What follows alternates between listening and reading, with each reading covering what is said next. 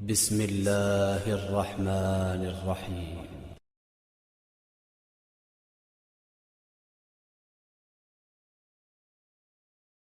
Kita kembali kepada sesi berikutnya, yaitu hukmu niatus sholat wal qunut. Baik, kami persilahkan kepada narasumber kita, Bapak Muhammad Idrus Ramli atau Bapak Muhammad Tobari, untuk menyampaikan waktu 20 menit dari jam 4 itu ke angka 7. Kemudian nanti selanjutnya kita teruskan narasumber yang kedua. Waktu dan tempat dipersilakan dengan segala hormat Pak Kiai. Terima kasih. Masalah niat sholat, termasuk niat wudhu, usolli fardadz zuhri arba'a raka'atin atau nawaitul wudu'ah, ini sebenarnya khilafiyah antara mazhab. Menurut Hanafiyah, pendapat yang mukhtar, yang terpilih menurut Hanafiyah, Syafi'iyah dan Hanabilah fil mazhab, diterangkan oleh Syekh Mansur bin Yunus Al-Buhuti dalam Kasyaful Qina' mazhab Hambali, bahwa at-talaffuz bin niyah fil ibadat itu sunnah. Tujuannya liyusa'idal lisan al-qalba. Kemudian ada ba'dul Hanafiyah dan ba'dul Hanabilah yang mengatakan talaffuz bin niyah makruh. Sementara Malikiyah berpendapat mengucapkan, melafalkan niat di dalam ibadah yang baik ditinggalkan. Boleh, tetapi yang baik ditinggalkan. Cuma bagi orang yang was-was, kalau dia tidak melafalkan sholatnya atau wudhunya bisa lama, oleh Malikiyah dianjurkan. Dasarnya mana? Para ulama yang mengatakan seperti ini tidak pernah mengatakan bahwa talaffuz bin niyah fis shalah wal wudu anjuran Rasulullah SAW, tidak pernah. Tetapi dasarnya kias. Dikiaskan ke apa? Yang pertama, mengucapkan ibadah. Ketika Rasulullah SAW menunaikan ibadah haji, beliau memulai dengan mengatakan labbaika bi umratin wa hajjin.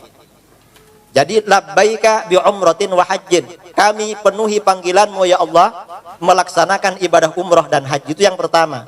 Kemudian yang kedua, dalam hadis riwayat Imam Muslim, kata Aisyah ummul mukminin radhiyallahu anha, dakhala alayya Nabi sallallahu alaihi wasallam dzata yaumin, suatu ketika Kanjeng Nabi sallallahu alaihi wasallam datang, lalu beliau bertanya, hal indakum syai', apakah kalian ada makanan? Ternyata faqulna la, tidak ada makanan. Apa kata beliau? Fa inni idzan shaim, kalau begitu aku berpuasa. Ini berarti talaffuz bin niyah. Fa inni idzan shaim. Nah, dikiaskan dengan ini.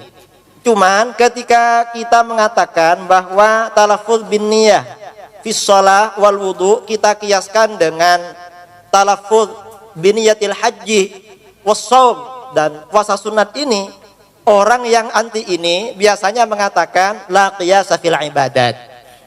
Tidak boleh ada kias dalam ibadah. Menurut hemat kami, kaidah tidak ada kias dalam ibadah ini tidak sepenuhnya benar. Mengapa? Karena qiyas itu hukum syar'i. Yang namanya hukum syar'i berlaku baik di dalam ibadah maupun di luar ibadah.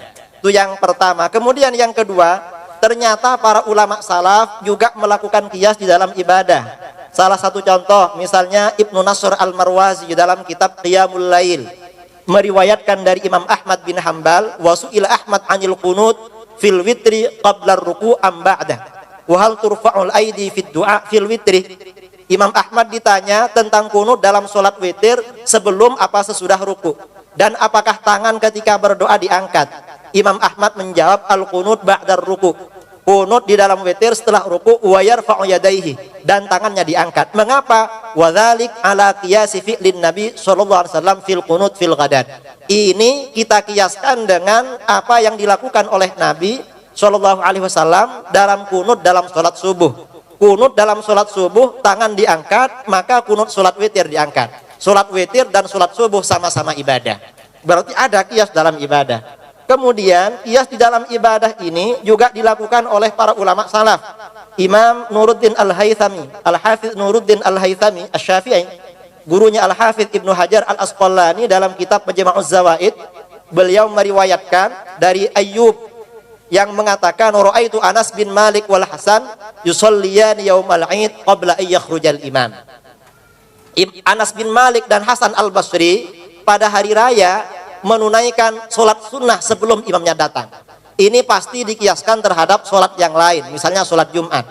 Dalam riwayat yang lain juga dalam kitab yang sama, misalnya Ibnu Mas'ud sholat setelahnya sholat Id 4 rakaat. Kalau sebelumnya sholat Id tidak sholat, padahal dalam satu riwayat diterangkan bahwa ini tidak ada tuntunan dari Rasulullah SAW. Kemudian kias di dalam ibadah ini juga dilakukan oleh mufti mu'asir, mufti terbesar ulama Saudi Arabia, Syekh Abdul Aziz bin Abdullah bin Baz, dalam kitabnya Fatawa Islamiyah yang disusun oleh Muhammad bin Abdul Aziz Al-Musnad, entah Al-Musnid apa Al-Musnad ini. Fatawa Islamiyah juz 1 halaman 349, beliau ditanya, ma hukmu raf'il yadaini fil witri, bagaimana hukum mengangkat kedua tangan dalam salat witir? Kata beliau, yushra'u raf'ul yadain fi qunutil witri, dianjurkan disyariatkan mengangkat kedua tangan dalam kunut witir, li'annahu min jinsil kunut fin nawazil, karena ini sejenis dengan kunut dalam nazilah, dalam kunut nazilah. Waqad thabata anhu sallallahu alaihi wasallam annahu rafa'a yadayhi hina du'aihi fi kunutin nawazil, dan Nabi sallallahu alaihi wasallam mengangkat kedua tangannya ketika berdoa dalam kunut nazilah. Kharrajahul Baihaqi bi isnadin sahih. Dan beliau juga melakukan qiyas dalam ibadah dalam kitab yang lain, Majmu' Fatawa wa Maqalat Mutanawwi'ah juz 11 halaman 355, tentang membaca doa khatmul Quran di dalam salat. Membaca doa khatmul Quran di dalam salat, kata beliau, juga masyru', li'anna ad-du'a masyru'un fis shalah wa kharijiha, wa jinsud du'a mimma yusyra'u fis shalah falaysa bimustangkar. Dan jenisnya doa termasuk yang dianjurkan di dalam sholat, karenanya tidak diingkari. Ini yang pertama. Jadi kalau kias bisa dilakukan dalam satu ibadah yang lain, maka ibadah yang lain juga bisa dikiaskan. Persoalan misalnya si fulan tidak mau mengucapkan niatnya, tidak masalah lah. Saya kadang kalau keburu-buru juga tidak mengucapkan, walaupun kata fuqaha itu sunnah. Tetapi kalau udah terburu-buru biasanya mengucapkan. Ini masalah doa di dalam tentang hukum tentang melafalkan niat. Jadi melafalkan niat ini sebenarnya khilaf bainal fuqaha. Kemudian yang kedua tentang masalah kunut. Kunut ini juga khilaf bainal ulama. Para ulama yang mengatakan kunut ini dalil yang digunakan ini banyak sekali. Antara lain hadis riwayat Imam Muslim dari Ibnu Sirin. Ibnu Sirin berkata kepada Anas bin Malik, hal qad qanata Rasulullah sallallahu alaihi wasallam fi sholati subhi, apakah Rasulullah SAW membaca kunut dalam sholat subuh? Kata Anas, na'am ba'dar ruku' yasiran, iya setelah ruku' sebentar. Ini dasar yang pertama. Kemudian dasar yang kedua, hadis riwayat Al-Bazzar, riwayat Ahmad, mazala Rasulullah SAW, juga dari Anas bin Malik, yaqnutu fil fajri hatta faraqat dunya, Rasulullah SAW selalu membaca kunut dalam sholat subuh sampai beliau wafat. Ini dalil kedua dan ketiga. Kemudian hadis tadi kata Imam Nawawi, haditsun sahih, rawahu jama'atun minal huffaz wa sahhahu. Hadis ini sahih, diriwayatkan oleh para jamaah sekelompok dari huffaz, dan semuanya mengatakan sahih, dan mereka mengatakan sahih. Wa mimman nassu ala sihhatihi al-Hafiz Abu Abdullah Muhammad bin Ali al-Balkhi wal Hakim Abu Abdullah fi mawadhi' min kutubihi wal Baihaqi wa rawahu ad-Daraqutni min turuqin bi asanid sahihah. Ini Imam Nawawi pernyataannya di dalam kitab Al-Majmu'. Kemudian juga athar dari Khulafaur Rasyidin, dari Awam bin Hamzah, dia berkata, sa'altu Aba Uthman 'anil qunut fi subuh qal ba'da ruku' qultu amman, saya bertanya kepada Abu Uthman An-Nahdi tentang bacaan kunut dalam salat subuh. Lalu beliau menjawab, iya setelah ruku'. Lalu saya bertanya, itu dari siapa? Lalu kata Abu Uthman, an Abi Bakar wa Umar wa Uthman. Yang melakukan ini Abu Bakar, Umar wa Uthman radhiyallahu taala anhum. Di sini diterangkan al-qunut fis subhi, bukan kunut nazilah. Rawahul Baihaqi, Al-Baihaqi mengatakan hadza isnadun hasan. Kemudian juga riwayat dari Abdullah bin Ma'qil At-Tabi'i, qanata Ali radhiyallahu an fil fajri. Sayyidina Ali membaca kunut dalam salat fajar. Rawahul Baihaqi wa qala hadza an Ali sahihun masyhur. Ini sanad yang sahih dari Ali dan masyhur dan populer.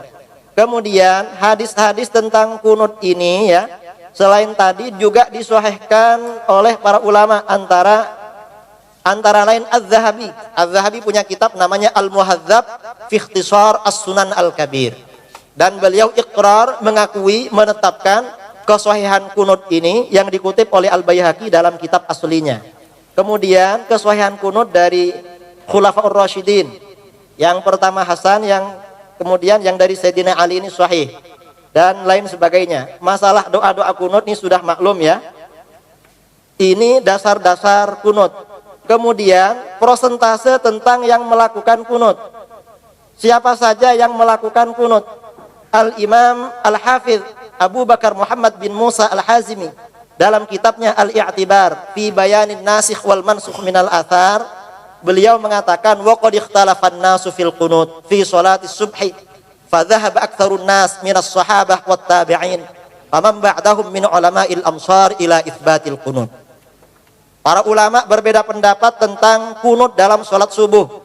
Maka mayoritas ulama dari sahabat dan tabi'in serta ulama ul-amsar sesudahnya berpendapat menetapkan adanya kunut. Jadi mayoritas ulama, kata beliau. Kemudian sedangkan yang tidak menggunakan kunut, kata beliau, wa khalafahum fi dzalik nafarun min ahlil ilmi. Dan berbeda dengan mayoritas ulama, nafarun. Nafarun itu berarti sedikit, tidak sampai 20. Kira-kira 10 lah. Atau lebih sedikit daripada yang tadi, wa mana'u min syar'iyyatil qunut. Dan mereka ini juga diakui oleh Imam Nawawi dalam kitabnya Al-Majmu' juz 3 halaman 483. Nah, kemudian kelompok-kelompok yang menolak kunut, kami juga perlu menanggapi mazhab yang mengatakan tidak ada kunut ini bersandar kepada hadis riwayat Imam Bukhari Muslim, juga riwayat Imam Muslim, bahwa Rasulullah SAW berkunut mendoakan keburukan kepada orang-orang Arab dari suku Ri'al wa Zakwan cuma 1 bulan. Setelah itu beliau tidak kunut lagi. Dan ini hadis riwayat Bukhari Muslim dan lain-lain. Kata ulama yang mengatakan tidak ada kunut, berarti kalau begitu kunut itu sudah dinasah. Karena Nabi SAW melakukan kunut hanya 1 bulan. Setelah itu tidak baca kunut lagi. Nah, menurut pendapat ulama yang menganjurkan kunut, teori nasah dalam alasan pertama ini tidak bisa dipakai. Mengapa? Teori nasah itu bisa dipakai ketika kedua hadis yang bertentangan itu tidak dapat dikompromikan, dan ini dapat dikompromikan. Rasulullah SAW itu melakukan kunut selama 1 bulan, itu maksudnya kunut nazilah. Sedangkan yang kunut sholat subuh itu beliau sampai meninggal dunia. Jadi berarti kalau begitu antara hadis yang meniadakan kunut dengan yang menetapkan kunut berarti bisa sama-sama dipakai. Ini seperti diriwayatkan Al-Baihaqi dari ulama salaf, Imam Abdurrahman bin Mahdi, gurunya Imam Syafi'i, ketika mengomentari hadisnya Anas, qunata syahron thumma tarakahu, Rasulullah SAW melakukan kunut selama 1 bulan, setelah itu meninggalkan. Kata Abdurrahman bin Mahdi, innama tarakah al-la'nah. Rasulullah SAW hanya meninggalkan kunut nazilah atau melaknat orang-orang musyrik. Ini menurut pendapat kami. Nah, sebenarnya yang paling penting itu bukan kunut sunnah apa tidak. Yang tidak sholat itu gimana caranya bisa sholat sebenarnya. Saya kira itu sebenarnya. Karena yang sholat tidak masalah, baca kunut tidak baca, karena kunut ini sunnah, tidak wajib. Seandainya tidak kunut ya tidak batal sholatnya. Nah, barangkali ini beberapa pandangan dari kami yang sempat kami baca dari para ulama kami yang menganjurkan kunut. Ini bukan pendapat saya, yang tadi juga bukan pendapat saya. Kurang lebihnya mohon maaf, waktu dikembalikan kepada moderator. Alhamdulillah ya Allah. Makasih Pak Ustadz. Memang Pak Ustadz bukan berpendapat tapi mengungkapkan sesuatu nas dan kami dapat mencermati itu. Silahkan Pak Ustadz Zainal Abidin atau Pak Ustadz Firanda, waktu dan tempat kami persilakan. Waktu jam angka 7 sampai angka 10 Pak Ustadz. Tolong kita sama-sama mentaati. Terima kasih. Alhamdulillah, terima kasih atas apa yang disampaikan oleh Ustadz Idrus Ramli. Saya sepakat dengan Ustadz Idrus Ramli bahwasanya masalah niat, talafuz bin niyat dalam sholat, masalah kunut subuh adalah masalah khilafiyah. Bahkan meskipun kita memandang yang lebih afdal tidak bertalafuz dengan niat karena tidak ada hadis, jangankan yang lemah hadis, jangankan yang sahih, hadis palsu pun tidak ada bahwasanya Nabi pernah melafalkan niat. Tetapi ini masalah khilafiyah, sebagian Syafi'iyah mengatakan sunnah. Dan kita memilih tidak melafalkan niat, namun tidak ada pengingkaran dalam masalah ini, masalah khilaf di antara para ulama. Contohnya juga seperti masalah kunut, ya. Masalah kunut bahkan sering saya ditanya, saya bilang orang yang sholat di belakang kunut bersama orang imam yang kunut, masalah khilafiyah sebagaimana telah dijelaskan oleh Idrus Ramli. Oleh karena saya tidak minat, atau saya dan Ustaz tidak berminat membahas masalah ini. Kalaupun ada fatwa-fatwa dari sebagian teman-teman atau ditanya mengatakan bid'ah, memang ada sebagian ulama mengatakan apa? Bid'ah, itu wajar ya. Tinggal bagaimana sikap kita menghadapi masalah yang diperselisihkan ini. Saya lebih berminat untuk membahas masalah yang agak meruncing, yaitu masalah tahlilan. Oleh karenanya untuk menghemat waktu, saya akan meruncing kepada masalah tahlilan karena kita dapati hampir seluruh buku-buku ulama Syafi'iyah melarang tahlilan, dan ini adalah bid'ah yang paling tersebar di tanah air kita dan sering terjadi percekcokan. Boleh? Oh gitu. Oh boleh. Kalau gitu kita lanjutkan boleh. Baik. Gini. Alhamdulillah, terima kasih Ustaz Romi bahwa pertama at-talaffuz bin niyah. Kalau ada pernyataan bahwa Syafi'iyah itu sepakat mengatakan sunnah, kita baca di dalam kitab Al-Wajiz karya Imam Al-Ghazali. Rukun awal sholat itu bukan niat, tetapi at-takbir. Litakun an-niyah makrunatan bihi. Niyah itu makrunah. Dan dalam sisi logika dan realita nggak mungkin mulut itu dalam satu kali ngucap takbir dan juga ngucap usolli, karena makrunah.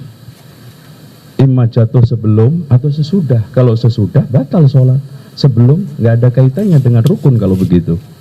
Karena di dalam kitab Al-Wajiz litakunin niyah makrunatan bihi bihaitsu tahduru fil ilmi sifatus shalah wa yaktarinul qasdu ila hadzal ma'lum bi awwali takbir wa yabqa mustadiman lil qasdi wal ilm ila akhir takbir.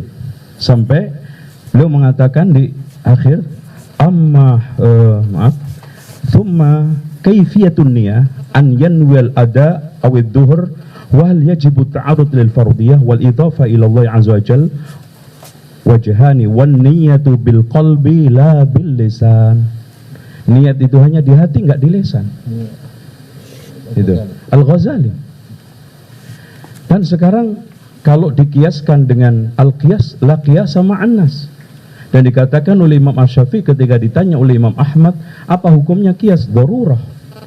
Bahkan tidak ada qiyas di depan nas sunnah Rasulullah SAW. Nah, kalau sekarang kita tanya, ini sholat Rasulullah berpuluh-puluh tahun, Ustaz. Berpuluh-puluh tahun sholat. Yang Rasul ngasih contoh, sallu kama ra'aitumuni usolli.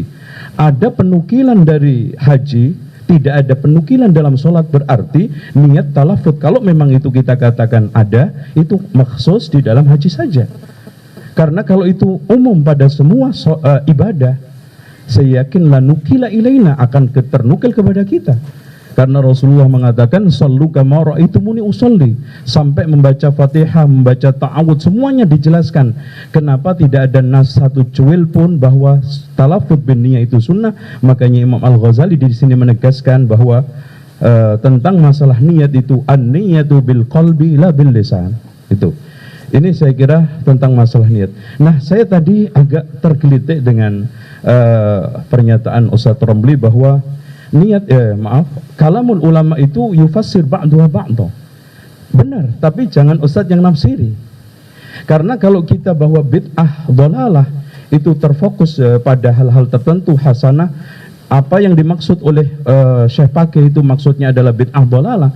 Tadi di I'anatul Talibin mencontohkan bahwa yang banyak dikatakan oleh orang-orang awam dan mungkin juga termasuk Ustadz, contoh bid'ah hasanah adalah tahlilan. Sementara dikatakan oleh Imam yang pengarang kitab I'anatul Timyati mengatakan bahwa itu termasuk jenis bid'ah dhalalah. Harusnya yufassiru ba'dha ba'dha, bukan hanya kita giring kepada bid'ah hasanah, yufassiru ba'dha ba'dha juga harus kita giring pada bid'ah dhalalah. Nah, soal masalah tadi mara'ahul muslimun jelas ditegaskan oleh Imam Al-Amidi di dalam kitab Al-Ihkam, maksudnya adalah ijma'ul muslimin. Ya. Tentang sholat duha, memang kita menambahkan beberapa nas bukan juga masalah bid'ah, karena Rasul mengatakan kepada Abu Hurairah, awsani, berarti terus menerus. Nggak mungkin wasiat itu dilakukan berkali-kali saja, sesekali saja. Nah, tentang masalah masbuk, sesuatu yang ditetapkan oleh Rasulullah walaupun itu dimunculkan oleh sahabat pada awalnya, maka itu masuk sunnah takririyah. Jadi tidak bid'ah lagi. Awalnya mungkin dilakukan oleh sahabat, tetapi akhirnya dibenarkan oleh Rasulullah. Contoh, ada seorang sahabat yang ketika sami Allahu liman hamida membaca Rabbana walakal hamdu, awalnya adalah ditetapkan oleh Rasulullah, itu menjadi sunnah, bukan karena gagasan itu. Tentang masalah mansanna, itu merupakan suatu hal yang memulai, saya kira tidak ada satu nas pun. Karena kalau kita bicara masalah mansanna, itu hampir semua ulama menafsiri man ahya. Dan kalau itu tafsirannya sodakoh, itu hanya sekedar tafsiran contoh, ya. Intinya kalau seandainya ada hal-hal yang lainnya, itu pun masyru'. Contoh, man sanna fi shadaqah, man sanna fi sholati duha, man sanna fil witr. Kalau tadi Ustadz menyatakan bahwa inti bid'ahnya Umar itu bukan sholat tarawihnya, pelaksanaannya, tapi rakaat 20 itu ada nasnya di dalam musannaf Abdul Razak. Dijelaskan bahwa di sana dikuatkan juga oleh Imam Ibnu Hajar. Bahkan kata beliau, dua-duanya bisa jalan, 11, 21 juga bisa jalan, li ajli tanawu, karena pelaksanaan sholat tarawihnya Umar itu 1 bulan, nggak mungkin hanya satu jenis, maka kadang-kadang 11, kadang 20. Nah, tentang masalah ini kias di dalam masalah ibadah. Kias dalam masalah ibadah itu catatannya adalah selagi tidak ada dalil. La qiyas sama anas. Nah, tentang masalah ini, so'im tadi bukan dalil talafud, tapi itu ikhbar kepada Isa, bukan ikhbar ke ilallah. Jadi ikhbar ilallah sama ikhbar kepada Isa harus kita bedakan. Karena ikhbar kepada Allah cukup hati, ikhbar kepada Isa karena dia tanya bahwa itu tidak ada makanan, ya sudah, saya puasa. Oleh karena itu, nah sekarang masalah kunut, sebetulnya kita terima itu masalah khilafiyah. Ya. Tadi saya potong tadi, mohon maaf, pendalilan bahwasanya idzan ana shaim, kalau gitu saya puasa. Katanya talafuz bin niyat. Kita tahu talafuz bin niyat di antara ulama Syafi'iyah, dan nawaitu sauma ghadin. Nawaitu, ada kalimat apa? Nawaitu. Apakah kalau orang mau berpuasa dia mengatakan idzan fa ana shaim, kalau gitu saya puasa? Apakah niatnya seperti itu? Tidak. Makanya tidak, ya nawaitu tidak pas untuk dijadikan apa dalilnya? Tentang masalah kaitannya itu mengatakan bahwa kunut subuh itu bid'ah. Bukan kita yang mengatakan. Ada 2 riwayat, yang pertama ada di dalam Sa'id dan Tirmidzi, dan dua-duanya adalah sahih, di mana Al-Asy'a'i menanya, wahai bapakku, engkau sholat di belakang Rasulullah, di belakang Abu Bakar, Umar, Utsman, Ali beberapa tahun di Baghdad, apakah kunut? Bapaknya mengatakan al-yahuniyya bid'ah. Dikatakan oleh Ustaz tadi riwayat Ad-Daruqutni dan juga Imam Al-Baihaqi dan yang lainnya itu jelas kok, dikatakan dari Anas itu semuanya, anna Nabi SAW qanata syahron yad'u ala qatili ashabihi. Nah, kalau sekarang berdalih yang tinggal satu dalil orang yang melakukan kunut tanpa nazilah di subuh, wa amma fi subhi falam yazal yaqnut hatta faraqad dunya. Kalau ini yang dimaksudkan adalah kunut, dalilnya sahih, selesai. Tetapi di sini permasalahannya di dalam sanadnya ada Abu Ja'far Ar-Razi yang dikatakan oleh Imam Ibnu Hajar di dalam kitab Takrib, ya tahdib juga, karena ini aslinya Takrib tahdib, kemudian terusnya Tahdibul Kamal, aslinya dari Al-Kamal fi rijal hadis. Maka dia mengatakan bahwa dia adalah sadukun yukhti katsiran. Dia jujur tetapi apalannya sering salah. Sementara di sini kejujuran tidak masuk di dalam hadis pada intinya. Intinya adalah al-hifdz. Makanya walaupun dua-duanya itu menjadi syarat, tetapi syarat utama adalah dhabt. Ya, sidq itu juga syarat, ya. Buktinya iblis atau setan ketika zaman Abu Hurairah diterima riwayatnya karena sidq. Ya, jujur ketika itu walaupun pendusta. Nah, oleh karena itu permasalahannya sekarang, ada nggak dalil yang terkait dengan pelaziman kunut subuh tanpa nazilah? Dinyatakan oleh Imam Asy-Syaukani tidak ada. Kalau dijadikan dalil satu-satunya itu maksudnya adalah kunut mutlak subuh, maka selesai. Ternyata hadisnya bermasalah, di dalam sanadnya ada Abu Ja'far Ar-Razi. Dengan demikian dengan berbagai macam hujah dan argumen tadi, kita bisa ingin jelaskan bahwa kami berpendapat bahwa Rasulullah, ya maaf, Abu Malik Al-Asy'ari bukan pribadi saya, dan itu bukan pribadi atau kelompok, tapi semuanya kita mengatakan berangkat dari nas yang ada di dalam Sunan At-Tirmidzi, tapi dengan lafaz ayya bunayya muhdas, tapi di dalam lafaz yang diturunkan oleh Imam An-Nasa'i ayya bunayya bid'atun. Itulah yang menjadi pegangan kita, dan hadis ini disahihkan oleh banyak ulama, diantaranya adalah Syekh Nasruddin Al-Albani. Wallahu a'lam bishawab. Baik, cukup saya kira. Nah, al-ibrah bi umumil lafz. Al-ibrah bi umumil lafzi tadi Ustadz masukkan di dalam masalah kullu bid'ah. Karena kalau kita lihat, katanya Ustadz, kalau sekarang kita hanya memegang asbabul wurud, kenapa asbabul wurud ini tidak diterapkan dalam kullu bid'atin? Lah memang kullu bid'ah nggak ada asbabul wurudnya. Kenapa kita bisa memperlakukan ini? Karena kalau mansanna itu ada asbabul wurudnya, sementara fa inna kulla bid'atin dhalal itu nggak ada asbabul wurudnya. Bagaimana kita itu bisa mentakhsis dengan asbabul wurud? Ya. Yang tadi juga masalah man ra'al muslimuna hasanah. Jadi Ustadz kembali kepada ini lafalnya umum. Sekarang saya ingin coba Ustadz terapkan hadis ini atau perkataan Ibnu Mas ini. Apa yang dilihat oleh kaum muslimin baik. Sekarang kita bicara tentang bid'ah. Taruhlah misalnya orang Syiah, tatkala mereka melakukan acara 10 Muharram mukul-mukul tubuh mereka. Menurut kita baik, menurut kita buruk, menurut dia baik. Kalau gitu tatkala kita mau terapkan ini dalil ini sebagaimana yang dipahami oleh Ustadz, berlaku umum, kaum muslimin memandang, maka kaum muslimin yang mana? Apalagi masalah khilafiyah. Sebagian kaum muslimin memandang itu baik, sebagian kaum muslimin memandang itu buruk. Makanya saya kembalikan kepada perkataan Ibnu Hazm. Kalau kita terapkan hadis ini bahwasanya memandung maknanya umum, maka ini adalah taklif bima la yutaq. Artinya kita dibebankan oleh Allah untuk menjalankan dua hal yang kontradiktif. Karena ada perkara yang dilihat baik oleh sebagian kaum muslimin dan ada sebagian yang dipandang buruk oleh kaum muslimin. Dan ternyata kita dapati banyak perkara-perkara yang dinyatakan bid'ah yang sepertinya baik namun dinyatakan bid'ah oleh para ulama Syafi'iyah. Contohnya seperti perkataan An-Nawawi rahimahullah, ya. Jadi saya ingin kembalikan kepada makna bid'ah hasanah, apa sih maksudnya menurut ulama Syafi'iyah? Karena tidak seperti yang kita bayangkan. Bid'ah hasanah ternyata disebut oleh Isa bin Abdissalam, contohnya seperti bikin sekolah, bikin pondok, bikin jembatan. Itu bid'ah hasanah, kita sepakat. Cuma kamu namakan bid'ah hasanah, saya namakan masalah mursalah, ya. Bukan itu yang kita khilafkan tentang masalah ini. Tapi kita maksudnya dengan bid'ah hasanah adalah suatu ibadah baru, ritual ibadah. Ini yang kita perbicarakan. Ini benar atau tidak? Contohnya seperti tahlilan, itu ritual ibadah. Ini yang sedang kita bicarakan. Contohnya salat raghaib. Salat raghaib, ya, salat di malam Jumat dengan berapa rakaat ternyata diingkari oleh Imam Nawawi. Bahkan dia mengatakan qatalallahu mukhtari'aha. Semoga Allah memerangi orang yang membuat salat ini. Padahal dia salat. Salat berapa rakaat kemudian beribadah kepada Allah Subhanahu wa taala. Contohnya Imam Nawawi juga mengingkari orang yang mengangkat jenazah sambil baca Quran. Baca Quran baik. Tetapi tatkala dibarengi dengan ini diingkari oleh Imam Nawawi. Contohnya salat malam nisfu Sya'ban 100 rakaat. Ini siapa yang mengingkari salat? Tidak ada yang mengingkari kita salat. Oleh karenanya yang dimaksud dengan bid'ah hasanah, ya, sebagian dikatakan bid'ah hasanah oleh para ulama Syafi'iyah, ternyata maksudnya adalah perkara-perkara maslahah mursalah, ya. Contohnya seperti tadi buat jembatan, buat pondok, ya. Perkara-perkara bukan yang merupakan ritual apa? Ritual khusus. Karenanya tatkala Asy-Syatibi mendefinisikan bid'ah, dia mengatakan thariqatun mukhtara'ah mubtada'ah. Jadi suatu cara ritual baru. 3 menit.